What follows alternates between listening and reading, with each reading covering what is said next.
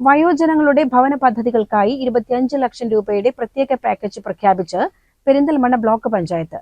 ഭരണസമിതിയുടെ അവസാന ഘട്ടത്തിൽ എടുത്ത ഈ സുപ്രധാന തീരുമാനം മുതിർന്ന പൗരന്മാർക്കുള്ള തങ്ങളുടെ സമ്മാനമാണെന്ന് പ്രസിഡന്റ് അഡ്വക്കേറ്റ് AK മുസ്തഫ അറിയിച്ചു. പ്രധാനമന്ത്രി ആവാസ് യോജന, ലൈഫ് ഭവന പദ്ധതികൾ എന്നിവയ്ക്കായി അപേക്ഷ സമർപ്പിക്കുകയും തിരഞ്ഞെടുക്കപ്പെടുകയും ചെയ്ത് കാത്തിരിക്കുന്ന 60 വയസ്സിന് മുകളിലുള്ള അപേക്ഷകർക്കാണ് ഈ തുകയുടെ പ്രയോജനം ലഭിക്കുക. വയോജന അപേക്ഷകർക്കായി പ്രത്യേകമായി തുക അനുവദിച്ചതോടെ മുൻഗണനാ വിഭാഗമായ SC വയോജനങ്ങൾക്ക് പ്രത്യേക പരിഗണന ലഭിക്കാൻ സാധ്യതയേറിയതായി ബ്ലോക്ക് പഞ്ചായത്ത് അധികൃതർ അറിയിച്ചു.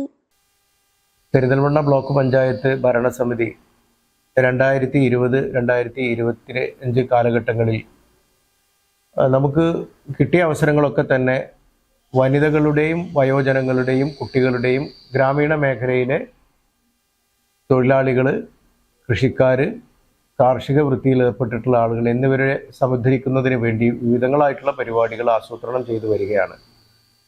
ഇക്കഴിഞ്ഞ ഒക്ടോബർ 1-ാം തീയതി അന്താരാഷ്ട്ര വയോജന ദിനത്തിൽ നമ്മൾ അവരുടെ പാർപ്പിട പദ്ധതിക്ക് വേണ്ടി 25 ലക്ഷം രൂപ മാറ്റിവെക്കുകയും 60 വയസ്സ് കഴിഞ്ഞ ആളുകളുടെ ഭവന പദ്ധതികൾ കുറച്ചുകൂടി ഒരു മുന്തിയ പരിഗണന നൽകി വേഗത്തിലാക്കുന്നതിന് വേണ്ടി ആ തുക വിനിയോഗിക്കാൻ വേണ്ടി ഉദ്യോഗസ്ഥന്മാർക്ക് നിർദ്ദേശം നൽകുകയും ചെയ്തിട്ടുണ്ട്.